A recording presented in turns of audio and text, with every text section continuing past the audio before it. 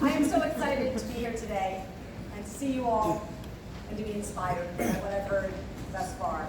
This event is always one of our favorites, and just being in the room with you all is inspiring, and knowing our common goal and how far we've come and how far we have to go, but also looking at the horizon at what's up ahead for us all. It's inspiring and exciting.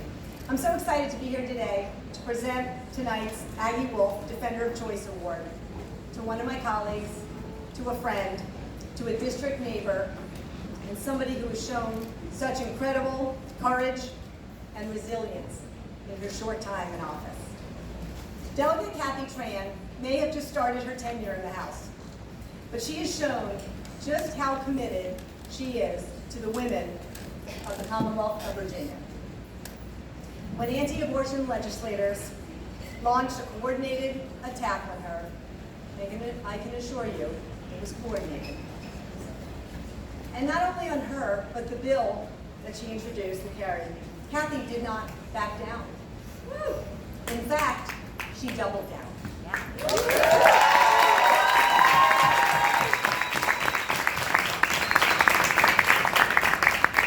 No matter the misinformation and the lies that were spread about her and the important legislation, and despite the threats that were made and leveled against her, her family, and staff, she consistently held her head high, and together we made sure to call out all those who tried to silence her or demean her, and the reproductive health rights community movement at large. Like Aggie Wolf, a lifetime defender of reproductive rights who holds the namesake for this award, Delegate Tran is the epitome of grace, grit, determination under fire.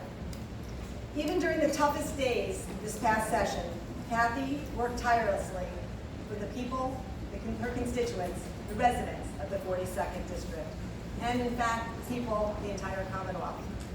She knows that the battle for freedom and justice is not just about one person. It's about all of us. That's what makes her a true champion in the fight. And that is why I am incredibly honored tonight to stand here and to present Delegate Kathy Tran, the Aggie Wolf Champion Defender of Choice Award.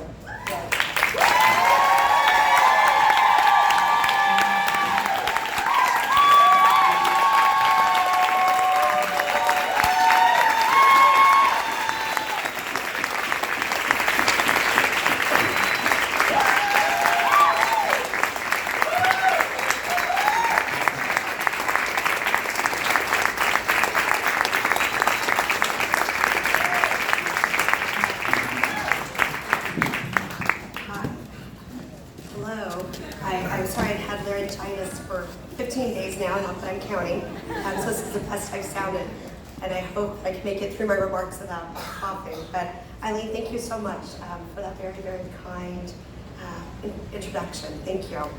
I'm Kathy Tran. I represent the 42nd District, and I'm one of the 72% of Virginians that support access to abortion.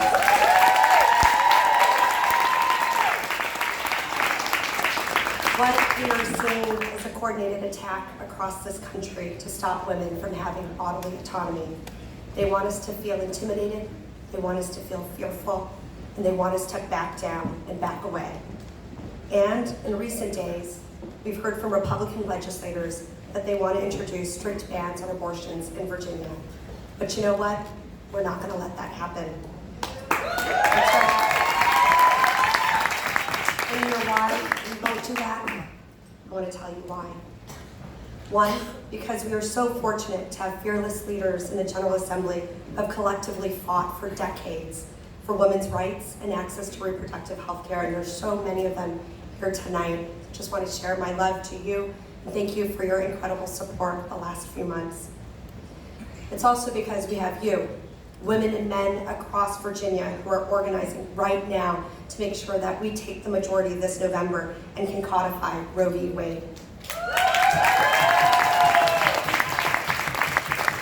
It's because we have leaders like Micaiah from Hampton University, who I got to meet in the back, who has been working really hard to make sure that students at her school have access to Plan B and can speak out and speak up about their reproductive health care needs.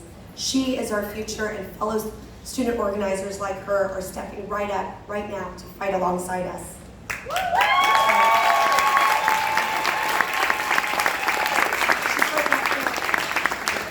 You can read about her in the Washington Post too. I just read about her the other day.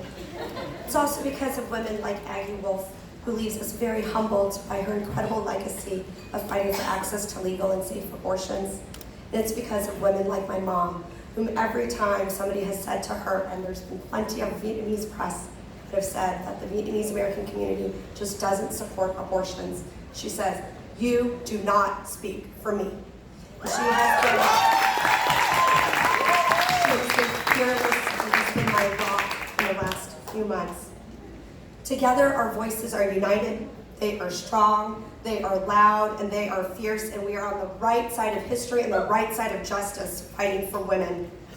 I ran for office in 2017 because I needed to stand up for the values of hope, opportunity, and freedom that my parents have risked their lives for, and that I needed to stand up for my children and their futures. And I'm running for re-election now because I want my kids to understand that the fight for justice is long. Sometimes it's intense and it could be really hard, that we have to keep going, that you don't back down, you have to stay strong, and you have to continue to fight.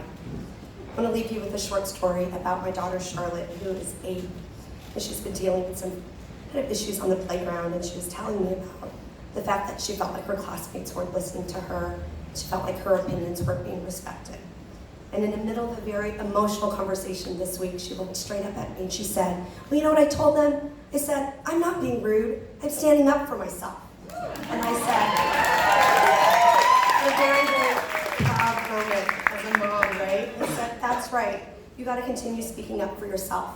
Speak up for women and girls, speak up for working women and families, speak up for communities of color, for immigrants and refugees, speak up for our LGBTQ family and friends, speak up for our environment, speak up so that all Virginians have opportunities to thrive, and speak up so that women can continue to access healthcare and make decisions about their bodies and their families and their futures. So thank you for standing with me. Thank you for speaking up.